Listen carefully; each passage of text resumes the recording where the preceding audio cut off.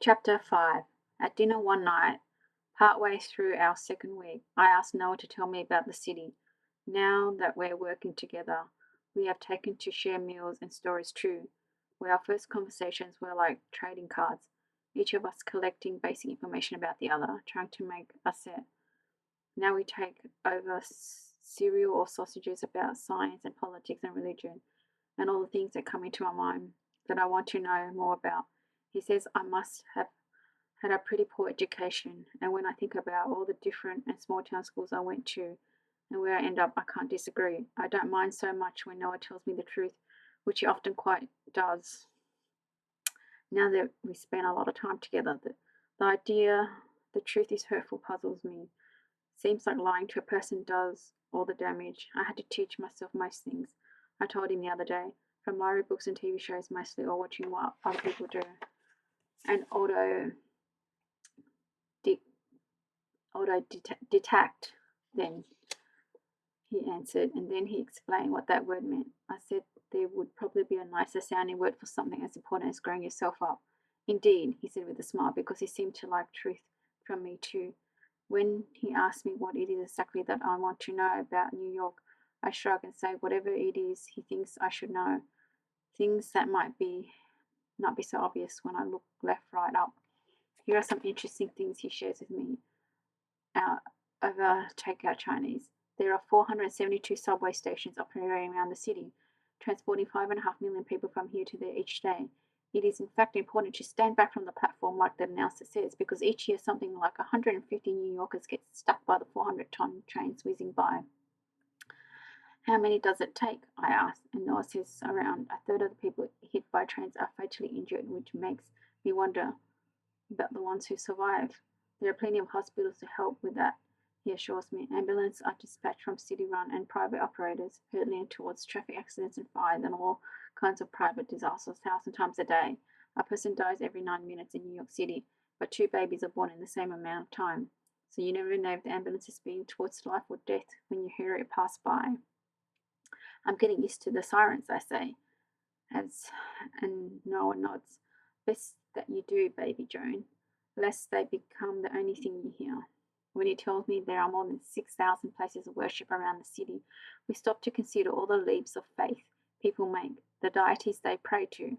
I'm feeding the last of my egg roll to Franklin when Noah says that if you ever could hear all that praying, you'd be listening to about 800 different languages at once, everything from Yiddish to Urdu to French Creole, and this makes me question how New Yorkers even understand each other. That's the magic of living inside a 300 square mile melting pot. Noah responds before telling me at least half the city's population comes from some other country or different part of America. How many comes from Wisconsin? I ask, when Noah says he doesn't know anything about Wisconsin, except that the architect Frank Lloyd Wright was born there, and he himself has no desire to visit. I don't miss it, I say quickly, just in case he thinks I might. Eventually, with all the talk of ambulance and people and prayers, I ask Noah about the 2 holes in the ground, the one downtown where those giant buildings used to be. I was small when it happened, too small to understand, but yesterday I went to the memorial, and as I traced the names of all the people who died that day, felt the grooves of their existence under my fingertips, I knew something irretrievable had been lost in this place. I did not take a single photograph, although some people were taking selfies by the twin pools, posing at the edge of all those names. Nearly 300,000 people died at Ground Zero on 9/11, Noah tells me, and we've lost many, many more rescue and recovery workers since then. Turns out all the debris down was toxic enough to cause cancers that are still being diagnosed today. I shudder, thinking of dust and ash, and feeling suddenly as if I can taste the dead in my mouth. Noah stares at me and then smiles softly. You know something? When a star dies, the dust and gas left over can form a nebula, which is truly one of the most beautiful things you'll ever see. But nebulae get even more interesting because they also signify regions where bright new stars are formed. Stellar nurseries, they call them. Stardust, then, is both the end and the beginning of things, a galactic reminder that birth and death are not so very different. I didn't know, I tell him truthfully, that stars could die. I suppose I thought some things are just always there, Thinking back now, it seems so obvious that everything changes. When no one shows me images of nebulae on his laptop, he is right. That stardust is the most beautiful thing I've ever seen. But the thought of stellar nurseries and dying stars make my chest tight. It is a reminder that nothing is constant. When I so deeply want everything to stay exactly as it is right now, eating dinner with Noah, waiting for 2 short, fat coolies to be dropped off tomorrow, and knowing where I will be not just tomorrow but the day after that. It is true, I'm tired of beautiful things making me sad. I should like to love something without turning it over and discovering exposed wires, cheap parts on the other side. For the first time, I wish he wasn't so insistent on telling me the truth of things. But I thought you wanted to know how things work, baby Joan. I can almost hear Noah say this in response to my sudden melancholy. And as we clear the table and prepare for bed, I force a smile for all he is teaching me, all that I'm learning about the world. I don't tell him that I never want to look at nebulae or those holes in the ground ever again. Something happens on day 13, the same day Ash tells Ruby he is coming to New York. I decide to take photographs of the Empire State Building, which I don't like nearly as much as the Chrysler Building, but they're going to project paintings onto the building's facade once it gets dark. An exhibition of the same artist I don't know, but would like to, because you must be something when they let you use the Empire State Building as your very own art gallery. I catch the train, and most of the cars are half empty tonight, so I have my pick of where to sit. As we wind away down downtown, I read the subway adverts for life insurance policies and community colleges and try to catch the graffiti slogans whizzing by outside the window. All the obscure messages sprayed across the subway tunnel walls. Who writes these things all the way down here? How do they get over the sparking tracks to paint their thoughts across the broken, dirty concrete as the train slows between stations? I look to my left and I see a blood-red sentence dripping fresh. Your days are numbered. I stare at the bleeding letters running down the wall. I feel that tightness in my chest again before the train hisses beneath me. I jolt it forward, away, just a stupid message left by someone making the art amongst the rats and the rubbish. But still, it makes me think of dying stars and holes in the ground, and suddenly I don't feel like taking pictures of a building anymore. It is as if here on the train I have suddenly been reminded to not lose sight of the other me, the one who knows that life and people play all sorts of tricks on the unsuspecting. I'm not someone who doesn't know about corners and turning. After all, I am not someone surprised by the way life can change in an instant, with no regard for how happy you might have been just seconds before, your hand twisting against the handle of the kitchen door. When we get to 28th Street, I'm tempted to stay on the train, to just keep going. As people take the exit into the station platform, I reluctantly follow their lead, like I'm some kind of fish, and there's no choice but to swim the same way. The crowd is thick, and I'm careful not to adjust my stride or breaking the rhythm as I am picked up in this swirl of people and propelled forward. We move up the stairs in formation 1, 2, 3, 4, 5. I look down to watch my now smudged sneakers as they slap down on one step at a time. Then I turn into a landing before the next set of stairs. This is where the crowd usually disperses. There's room for us to spread out. I'm still watching my feet.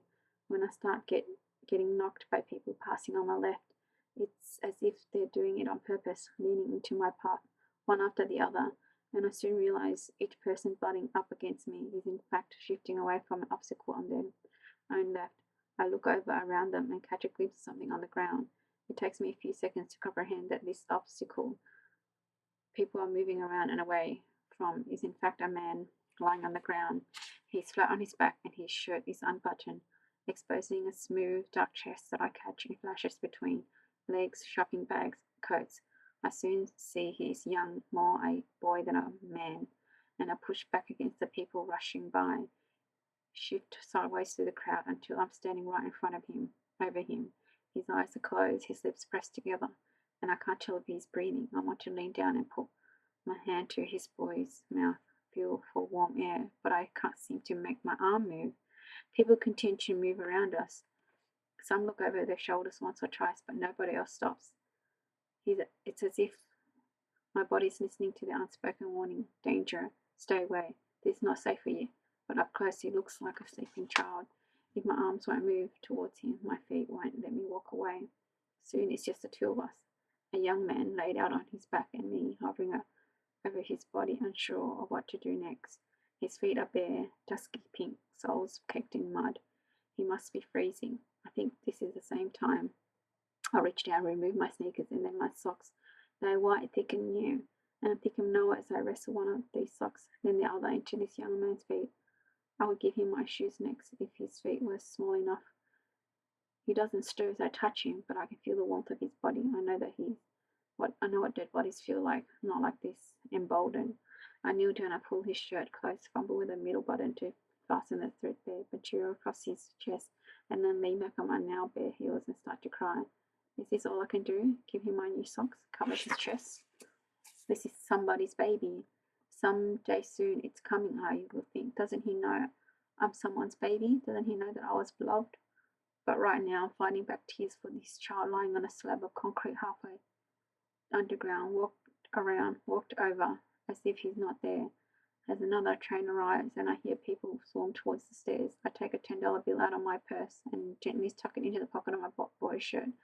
And then I run up the subway stairs out into the crowded street as if I'm being chased. It's dark, but you wouldn't know it from all the illumination up here. The brightness of the city hurts my eyes. I walk a block or two with a sneaker in each hand, the soles of my own bare feet, picked up the dirt and grime of a city where no one gives me a second glance. No one asks if I'm okay. People walked around the boy and now they walked around me as if I'm not really here. I want to go home. Where would that be? I feel like I have been living inside a dream these last 2 weeks, and now I'm waking up to the same cold, hard bed, to the same cold, hard wall pressed against my nose. I'm 14 and my mother is dead on the kitchen floor, and I've still got my school bag in my hand when I dial 911. Her blood all over my fingers. I'm 15, shunned to another small town to live in another small house with my mother's cousin. I'm 17 and Mr. Jackson has his camera pointed at my trembling naked body, and I'm 18 years old, alone on a bus from Milwaukee to New York City, putting 27 hours between me and this life. Your days are numbered. What would the exact equation be to leave that life behind? What calculation of time and distance would enable me to safely move away from the edge of things, from the dangers of being pulled back in? Noah shook my hand, bought me Snickers, told me stories about New York. But would he miss me if I never came back to him tonight? Would he find another stray to fill up the lonely parts of his life, or the corners I have seeped into the past 13 days? Does Mr. Jackson miss me? Did he ache to find me gone? I miss him. That I should not feel this way doesn't make it any less true. I've been pacing forward for days now, hiding from my whole life. But the way everyone walks around that young boy tonight, the way he didn't seem to matter, this has wrenched me back. A yank at the core of me, turning me around as if a rope is being pulled. I'm at one end, and what is at the other? If I leave again, would anyone miss me when I'm gone?